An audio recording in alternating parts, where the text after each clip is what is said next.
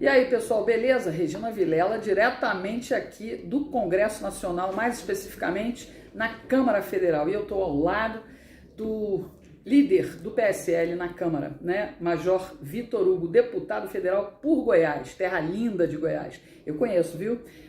Mas tem muito tempo que eu não vou lá. Tem que voltar. Agora, deputado, a gente veio aqui, não vai tomar muito seu tempo, mas é muito importante a gente falar para o Brasil sobre as reformas. A gente sabe que a gente teve aí 2 primeiros anos completamente atrapalhados, não por conta do governo nem das proposições, porque apesar do porco no rolete do Rodrigo Maia, né,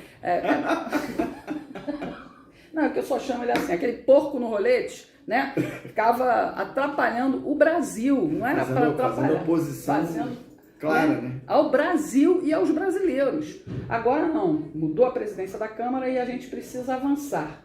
E o presidente conseguiu aí, com essa equipe, esse timaço que ele tem, avançar muito, mas precisamos mais. As reformas que o Brasil precisa. O senhor acredita que em quanto tempo a gente pode ter? Bom, gente, primeiro obrigado por esse espaço aqui, um prazer estar falando com você. As reformas são importantíssimas, realmente. Nós já fizemos uma reforma, a despeito até da oposição que o Maia fez durante esse tempo todo que ele ficou aqui, nesses 2 anos, mas nós conseguimos aprovar a reforma da Previdência, aprovamos também a revisão da proteção social dos militares, liberdade econômica, né, que foram matérias assim, importantíssimas, e também iniciamos o combate à pandemia aqui na Câmara, aprovando ajuda a estados e municípios, auxílio emergencial. No tempo que eu fiquei na liderança do governo, que foram 1 ano e 7 meses, nós aprovamos 41 medidas provisórias do nosso presidente aqui, né? Aprovamos ajuda, por exemplo, aos empregados, também às empresas, centralizamos bilhões e bilhões de reais para estados e municípios. Então, a despeito da oposição que o Rodrigo Maia fez, o nosso governo avançou aqui na Câmara e no Senado Federal. Mas realmente nós precisamos avançar ainda mais. A reforma administrativa e a reforma tributária, né, essas duas em particular, são reformas importantíssimas, que nós estamos vendo já que elas, o avanço delas. A administrativa ela já está na CCJ agora, o relator é o deputado Darcy de Matos. Nós já estamos fazendo as audiências públicas, que devem terminar em meados desse mês, agora de maio, e na sequência vamos entrar no processo de votação, que é a admissibilidade na CCJ. Na sequência vai ser instalada aí a comissão especial e a gente espera ver que essa reforma avance para otimizar o serviço público no Brasil. Acho que essa é uma reforma importantíssima. Vai ter uma oposição, uma obstrução clara aí da oposição, que não quer também o bem do país, a gente já sabe disso. A gente vai atropelar, vamos em frente. A gente sabe que o Estado brasileiro está super inchado. Por quê? Porque a esquerda ocupou todos os espaços, lotou de gente. E tem muita gente que trabalha de verdade, tem muita gente que nem recebe o que deveria receber. Mas também a gente sabe que tem muita gente que está aí e, por exemplo, vou dar um exemplo aqui, que se eu estiver errado, o senhor, por favor, me corrija. Por exemplo, um juiz, quando faz uma besteira, às vezes é afastado, mas leva tudo, integralmente. Não é demitido, não tem penalização nenhuma. O brasileiro comum, como eu, fica assim, revoltado. Puxa vida, o cara cometeu crimes, o cara não foi legal. E isso acontece em todo o serviço público. Eu estou dizendo o judiciário, mas não significa que isso não aconteça na parte administrativa do governo federal e nem em todo o serviço público, né? A penalização, e muita gente se volta contra a estabilidade. Por quê? Porque é uma coisa que poderia servir para assegurar o trabalho e independência do servidor, mas muitas vezes acaba servindo como um esconderijo. Isso vai mudar? Isso vai ter alguma... Como é que a gente pode prever o Brasil depois dessa reforma administrativa? Então, isso tudo, né, esse aspecto da estabilidade vai mudar para os servidores que entrarem, né, após a aprovação da reforma, e a gente vai preservar, logicamente, as carreiras de Estado. Por exemplo, né, imagina a gente ter um delegado da Polícia Federal que não seja estável, ou um diplomata, ou um militar das Forças Armadas. Então, algumas carreiras, até em função do risco que elas correm, ou da mediação de conflitos dentro da sociedade, precisam ter uma garantia maior para que o servidor ou o militar ele possa ter independência suficiente para tomar as melhores decisões. Mas vamos dizer que a maioria dos cargos públicos não necessita, efetivamente. Então isso vai ser modificado na reforma administrativa. Nós queremos aprová-la o quanto antes. Nós sabemos que o relator vai ser o deputado Arthur Maia, o relator na comissão especial lá da Bahia, do DEM da Bahia, e que foi um deputado firme naquela tentativa da reforma da Previdência do governo Temer, e a gente tem esperança de conseguir avançar. A outra reforma que também é muito importante é a tributária. Nós tivemos aí essa semana algumas decisões já sendo tomadas pelo presidente Arthur Lira. Ontem tivemos uma reunião no Colégio de Líderes aqui da Câmara, em que foi decidido que nós vamos fatiar a reforma tributária de maneira a permitir que os temas mais complexos sejam tratados em partes, de maneira que a gente vá avançando. Se a gente for tratar o bojo do nosso sistema tributário, que é algo extremamente complexo, pesado, pode ser que a gente, draconiano, pode ser que a gente nunca chegue numa resposta. Então a nossa intenção, a intenção do Colégio de Líderes, né, que está dando apoio para o presidente Lira nesse sentido, é permitir que haja uma divisão coerente e lógica que nos permita avançar também, discutindo ponto a ponto, de forma que a gente não tenha um aumento da carga tributária. Acho que esse é um dos princípios mais basilares, né?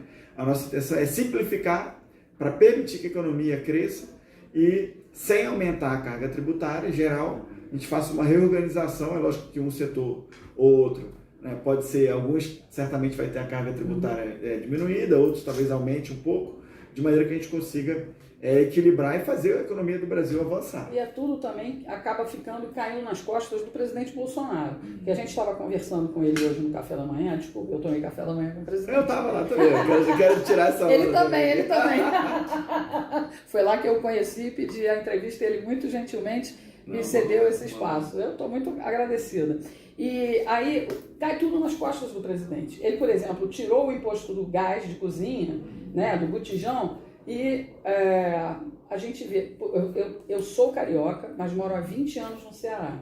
E lá, nenhuma benesse que o presidente tenha dado com redução de impostos alcançou o trabalhador, o cidadão comum. A pessoa não sabe. Continua R$90 um botijão. Aí as pessoas dizem assim, pô, o presidente diz que baixou por que não baixou? Na verdade, alguém lá está pegando para si o lucro, né? Está aumentando o seu lucro ao invés de reduzir o preço para o consumidor. Na verdade, é o tal do ICMS. Né? Essa reforma, de alguma forma, vai atingir esse preço final para o consumidor? Então, é o que nós queremos, né? A nossa intenção, inclusive o presidente mandou um projeto de lei para cá para tentar reorganizar a questão do ICMS e de outros impostos para reduzir determinados itens da cesta básica, também combustíveis e tal. Só que é uma briga complexa, porque no fundo envolve os estados, às vezes os municípios. Então nós temos que fazer uma discussão, no âmbito de uma discussão que seja mais ampla. E a reforma tributária vamos dizer assim, o ambiente para a gente fazer isso. Eu convivo com o presidente assim, bastante, né? Nós tivemos a oportunidade de tomar café com ele hoje. A gente vê a vontade sincera dele de ajudar a população, de diminuir os preços, mas é um conjunto de fatores, né, que infelizmente impede ele de avançar mais nas pautas que ele quer. E essa, em particular, é importantíssima. Não, é impressionante. A esquerda diz que defende o pobre, mas, na verdade, a gente sabe, eles querem manter o pobre na pobreza, porque senão não tem discurso. Sim, e o discurso, e também não tem a fragilidade do povo, né? Eles querem fragilizar os grupos, né, do nosso país, as pessoas em particular, deixar as pessoas cada vez mais na miséria, com educação pior, para que eles consigam influenciar mais, consigam... Só a gente ver, eu acho que é o presidente que fala isso também, né, que uma das formas de a gente ver o melhor lugar para se investir é você verificar quem são os vereadores, os políticos daquela região. Se forem mais de esquerda, é provável que aquela região ali, aquela cidade, aquele estado, não vai ter um bom ambiente de negócio, porque eles vão travar tudo, vão aumentar o tamanho do estado, talvez vão aumentar os impostos, né, vão aumentar a carga, a dificuldade, a burocracia sobre o empreendedor, e ali não é um bom lugar. E isso acontece nos estados e municípios, essa competição acontece também nos países, né? Se o Brasil se nós conseguirmos melhorar o nosso ambiente de negócio, vai ser mais fácil para atrair investimentos estrangeiros para cá também. A gente está nessa rodada aí que o Tarcísio está fazendo muito bem de leilões. Eu falo sempre, né? A infraestrutura de um país é que define o futuro econômico que teremos, não é? Sim, é isso mesmo. E eu tenho grande orgulho, Regina, eu apresentei o Tarcísio para o presidente. porque o Tarcísio... Muito obrigada. Só aqui uma coisa, pelo Tarcísio, o senhor manda um beijo para Camila. Beijão aí, Camila. Porque não consegui chegar nele, Camila, vai pelo quem apresentou o Tarcísio ao presidente, tá bom? Depois a gente vê o resto. O Tarcísio é meu amigo, a gente se conhece há muito tempo, ele foi meu veterano na Academia Militar das Agulhas Negras, e depois nós viemos junto, depois de muito tempo, nós nos reencontramos aqui na Câmara dos Deputados como servidores concursados. Eu fiz concurso para consultoria legislativa na área de segurança e defesa, era uma vaga só no país e Deus me abençoou, fui o primeiro lugar do concurso nacional, e o Tarcísio foi o primeiro lugar na área de transportes. Então nós chegamos juntos aqui, só que o presidente, à época deputado, não militava na área de transportes, não o conheceu. E eu estava na área de segurança e defesa, a gente ficou próximo muito rapidamente. Quando nós dois, o presidente foi eleito presidente, e eu eleito deputado, eu, sabendo do potencial do Tarcísio, e vendo o presidente montar a sua equipe, apresentei e deu certo, não só a nomeação, como a atuação do Tarcísio como um todo. No Brasil. O senhor comentou uma coisa que eu sempre comento, porque acompanho política desde muito cedo.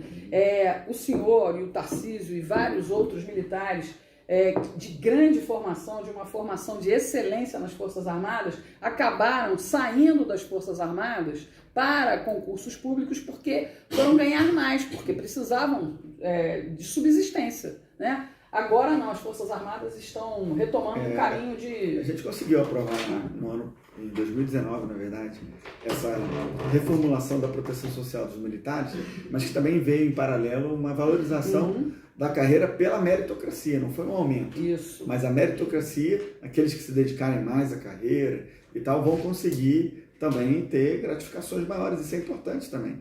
Mas eu posso dizer assim que no meu caso, eu saí por uma questão bem familiar. A minha esposa, ela é juíza em Goiás e eu tinha uma dificuldade. Eu fui das Forças Especiais do Exército.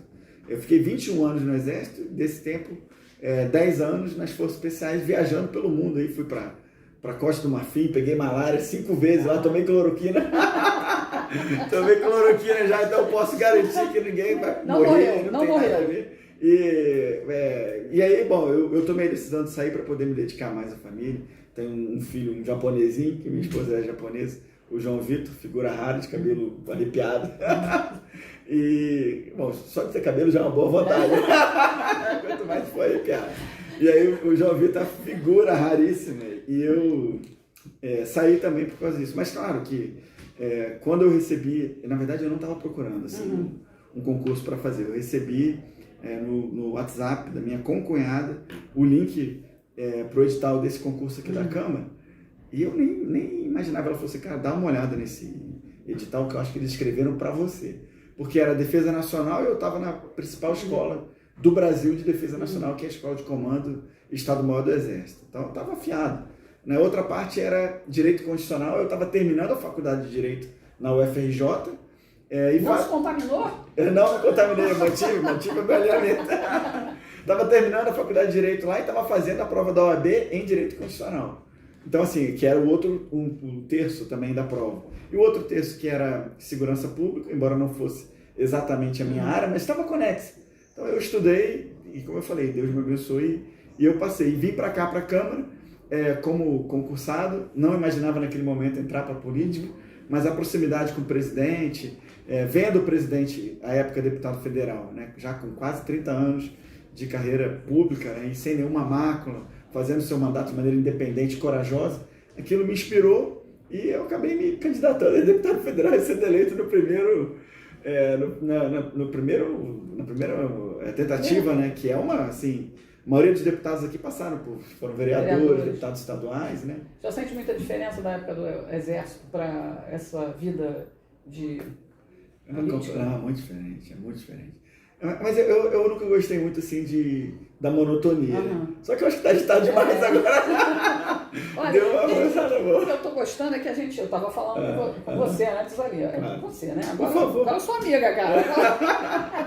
E eu estava falando exatamente isso, né? Quando a gente vê na mídia e tal, ele está sempre muito sério e aqui ele está muito à vontade. Eu estou muito feliz de poder estar aqui e estar vendo esse lado, porque é bom que as pessoas saibam que existem deputados aqui que são bem-humorados porque são felizes e porque trabalham pelo Brasil. Agora a gente sabe que os mal-humorados, os enfesados, procure o significado dessa palavra no dicionário, tá ok, pessoal? E aí, esses aí trabalham contra nós. Não esqueçam disso nas próximas eleições. Por falar em próximas eleições, viu como eu linko as coisas? Tô vendo. A gente precisa do voto impresso. 100% auditável. Como é que tá essa luta aí? Ontem, aqui na Câmara dos Deputados, o presidente Arthur Lira fez a leitura do ato de criação da comissão, uma proposta de emenda à Constituição que quem encabeçou, a primeira subscritora é a Bia Kicis, e ela tem feito uma defesa enfática. A gente viu os movimentos que nós tivemos aí de rua agora no dia 1º, onde uma das grandes pautas que foi defendida, além do apoio ao presidente Bolsonaro, foi o voto impresso auditável, que recupera uma pauta anterior do nosso presidente. E, em alguma medida, também o que está por trás disso é o enfrentamento a esse avanço do Supremo Tribunal Federal sobre as competências do Legislativo, porque o voto impresso auditável já foi aprovado pela Câmara e pelo Senado Federal, pelo menos em 2 oportunidades, em leis ordinárias. E o Supremo Tribunal Federal considerou inconstitucional porque pelo risco de quebrar o sigilo do voto, que é um argumento, com todo respeito, muito ruim, não se sustenta de forma alguma. Então nós queremos o voto auditável, estamos numa briga, já indiquei, inclusive, como líder do PSL, que é o maior partido da Câmara, nós somos 53, nós somos mais de 10% da Câmara, e aqui o princípio da proporcionalidade ele vale para tudo aqui, é um princípio claro, para respeitar as forças políticas. Então nós temos 10% da comissão, 10% da comissão é nossa. São 33, 34 deputados, nós temos 3 vagas de titulares, 3 suplentes. Não fala assim, 10% da comissão é nossa? Não. 10% dos integrantes da comissão. Se tem 10, eles ficam com 1, ok, pessoal? Isso significa 10%. A porcentagem das vagas, ok? Exatamente. Que aqui, desse pessoal aqui, não tem não. Tem esse negócio não. Tem esse negócio não. Foi uma brincadeira. Não, mas... claro, eu entendi, tá certíssimo. Não pode perder a oportunidade. Não posso não. E eu indiquei um time bom aí. Indiquei o Eduardo Bolsonaro, a Bia Kicis e o Felipe Barros para serem os titulares. E aí eu, a Carla Zambelli e a Carol de Tone para sermos os suplentes. E pode ser que ao longo da caminhada eu faça algumas modificações para permitir que outros deputados participem do debate. E, lógico, na hora da votação, acho que do PSL todos são favoráveis, o voto impresso, a impressão que eu tenho. O deputado que for contra está jogando contra ele mesmo. Contra ele mesmo, né? Porque isso aqui, pessoal, a gente já falou ontem com a deputada Bia Kicis, a presidente da CCJ, não é uma pauta para garantir a eleição do presidente Bolsonaro em 2022. Vai garantir, claro, porque se a gente tiver clareza, a gente vai saber exatamente onde queremos ir, não é? Ou retornar a um passado sujo, ou seguir adiante para um futuro limpo. Nossa, hoje eu estou profética. Eu também, tá inspirado aqui. Estou inspirado. E a gente tem que entender, até um deputado de esquerda deve ter as suas dúvidas, porque deve acreditar que a base deu mais votos a ele do que efetivamente ele possa ter tido. Então é uma garantia para todo mundo. Esquerda e direita, e até o centro, tem interesse em ter uma eleição limpa, às claras, transparente. A gente consegue aprovar isso antes do prazo? Não, toda a nossa briga, todo o nosso esforço é para isso. E eu sei que já houve um pedido do próprio presidente Bolsonaro para o Arthur Lira. Nós estamos conversando com o Arthur diariamente sobre isso, tanto que ele fez essa manifestação, ele criou a comissão ontem diante dessa pressão também que está sendo feita. E os trabalhos devem ser conduzidos muito rapidamente na comissão especial. O relator é nosso, que é o Felipe Barros. Então, assim, e o presidente da comissão deve ser o Paulo Eduardo Martins, que também gosta dessa pauta. Então, eu acho que as coisas estão muito engrenadas e que a gente vai conseguir aprovar antes do prazo, que é um ano antes da eleição. E o que a população tem que fazer para poder ajudar a fazer com que essa pauta seja aprovada o mais rápido possível? Bom, todos nós temos que nos manifestarmos aí nas nossas redes sociais, se você tem contato com algum deputado federal, né, mande zap, ligue, visite, pressione para que ele se posicione. E eu tenho a impressão, diante do que foram as votações nas outras tentativas, né, que foram bem sucedidas até, na Câmara foi aprovado, era projeto de lei, não era projeto de lei, quando foi aprovado nas outras oportunidades, mas sempre com quórum maior do que necessário para a PEC, mais 308. Então, assim, é um bom prognóstico, eu acho que a gente vai conseguir, já tem algumas sinalizações também externas, de atores externos, que se imaginavam até que pudessem ter algum tipo de prevenção quanto ao voto impresso e começam a Imbecil Gomes, por exemplo, deve querer, né? Imbecil Gomes deve querer voto impresso. Eu gosto desses apelidos.